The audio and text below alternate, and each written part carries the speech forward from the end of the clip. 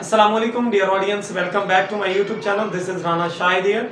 Dear audience, as you know very well, in the last video we have discussed about the different kingdom and as well as we have discussed about the different phylum related to kingdom Animalia.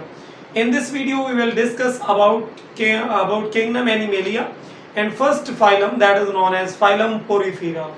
पोरीफीरा porous से निकला हुआ है. इसका जो skeleton है, उसकी जो layer कह लें या उसका जो ओवरऑल स्केलेटन है वो पोर लाइक है, सुराख है, उनके अंदर पोरस है, मसामदार कह लें. तो इस वजह से इसको पोरीफीरा, और इनकी कॉमन एग्जांपल है स्पॉन्जेस. और इसके अलावा जो हमारे पास बहुत सारी स्पॉन्जेस ऐसी हैं जो इक्वेटिक हैं और बहुत सारे यूजेस हैं इन स्पॉन्जेस के. तो आइए इसकी आज के इस वीडियो में हम बात करेंगे स्पॉन्जेस की और उनकी जनरल कैरेक्टरिस्टिक की. तो सबसे पहले हम बात कर लेते हैं कि what are the sponges. Phylum Porifera जो कि फर्स्ट फाइलम है किंगडम एनिमेलिया का. तो उसमें हम बात कर लेते हैं जनरल कैरेक्टरिस्टिक की या जनरल ओवरव्यू कि ये स्पॉन्जेस हैं और पोर लाइक स्ट्रक्चर है. इनके अंदर नो टिश्यू लेवल सिस्टम या no nervous system is present. इसके अलावा हम ये बात करते हैं कि ये फाइलम पैराजुआ ऐसा सिस्टम या यूं समझ लें कि ऐसे एनिमल जिनमें ट्रू ऑर्गेनाइजेशन नहीं होती या ट्रू टिश्यू लेवल ऑर्गेनाइजेशन नहीं होती. उसके बाद ग्रेड रेडिएटा से इनकी तकरीबन 5000 स्पीशीज डिस्कवर हो चुकी हैं जिनमें 150 प्लस जो है ना फ्रेश वाटर है. तो आइए बात करते हैं इनकी कुछ जनरल कैरेक्टरिस्टिक की. तो ये पॉइंट की फॉर्म में मैंने लिखा है, हेडिंग की फॉर्म में. तो आप भी इसको एमसीक्यूज के तौर पे याद कर सकते हैं और इसको शॉर्ट क्वेश्चन के तौर पे भी याद कर सकते हैं. आपसे लॉन्ग क्वेश्चन पूछा जाएगा कि write a note on the general characteristic of phylum Porifera. एक ये लॉन्ग क्वेश्चन बन सकता है या फिर शॉर्ट क्वेश्चन में पूछा जा सकता है आपसे कि what do you know about gemmule, what are the layer, what are the differ between ostia and osculum.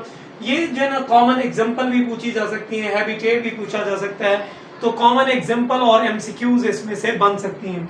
Habitat की बात करते हैं तो मोस्टली दीज आर हैबिटेट की जब हम बात करते हैं मोस्टली दीज आर इक्वेटिक कि ये हमारे पास इक्वेटिक हैं, पानी में रहने वाले हैं.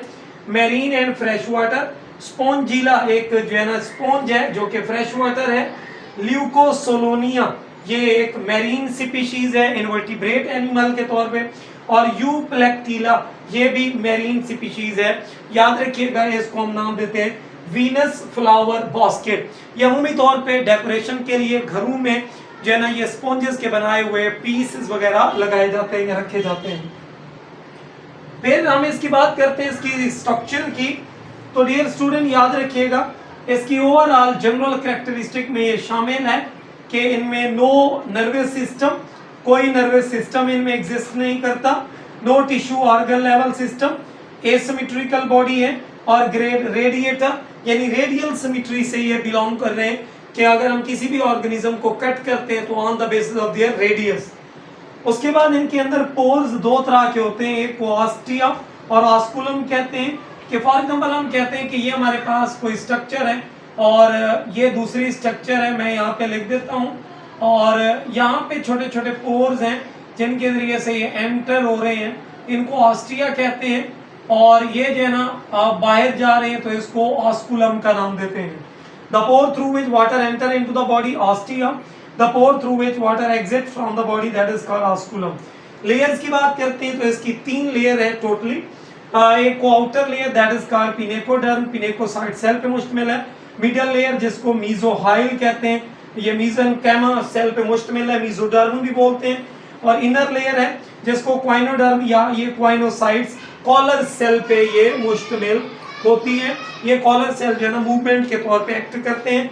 याद रखिएगा जो इनकी मिडल लेयर है ये इनके अंदर बहुत सारे अमेबॉइड सेल होते हैं और यही अमेबॉइड सेल मूवमेंट करते हुए जीम्यूल की तरह आगे बर्ड बना के ना न्यू स्पॉन्ज बनाने में हेल्प आउट कर रहे हैं.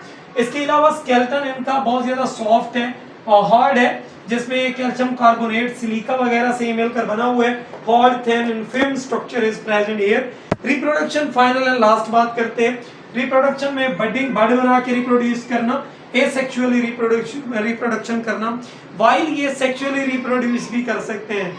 जो हमारी ओल्ड बुक्स थी उनमें बताया गया है कि जो है ना, जो स्पॉन्जेस हैं वो सेक्सुअली रिप्रोडक्शन करते हैं थ्रू हर्माफ्रोडाइट। हर्माफ्रोडाइट का मतलब है कि ये जो है ना बोथ सेक्स रखते हैं, male and female, while male are develop first, so इन वजह से इसको नाम देते हैं प्रोटेंडरस। प्रो मीन पहले, टेंडरस मीन ये एंड्रोजन से निकला हुआ है।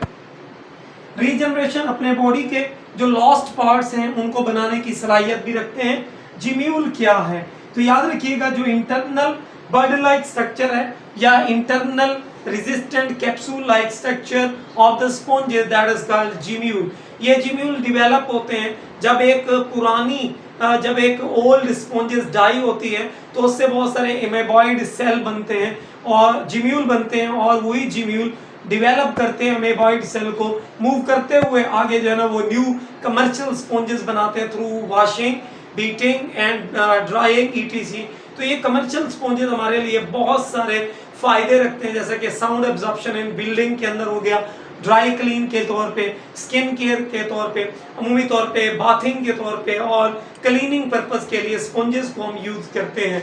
तो that was all about the topic that belong to phylum Porifera.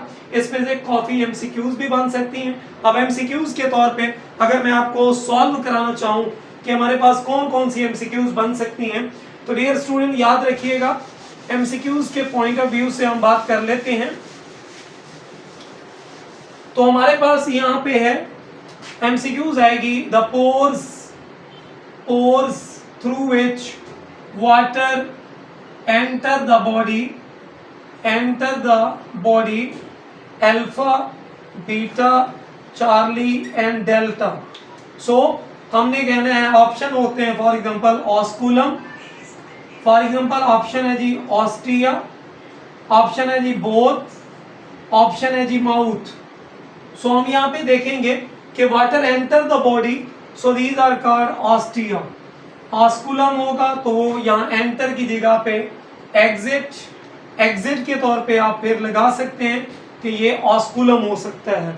तो इस तरीके से बहुत सारी एमसीक्यूज आपसे पूछी जा सकती हैं related to phylum Porifera.